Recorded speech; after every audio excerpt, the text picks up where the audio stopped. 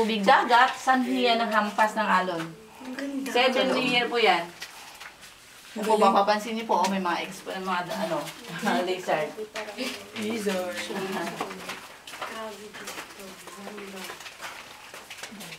Ito naman, yan, rock formation sa taas. Makikita niyo po yung bato. Ayan daw po, naipit po yung isang bato na to. Sanhi daw po yun ng hampas ng paggalaw o pag-ikot ng mundo. Yan. Sumabit po yan. 127 hours. Lalo na panood niya. Oo, grabe na diri yun. Ang braso niya. Grabe, di ba ganyan yung pagkakaano? Ito isang limestone naman, napicturean lang to, parang kurtina siya. Office kurtina. Buhay siya. Ay, basa. Paano ang buhay? Ayan po, ma'am. Ay, basa siya. Bakit po siya basa? Kasi ma'am, ibig sabihin, pag basa, buhay. Kaya po nagsusuot po tayo ng gloves kasi po yung kamay natin acidic.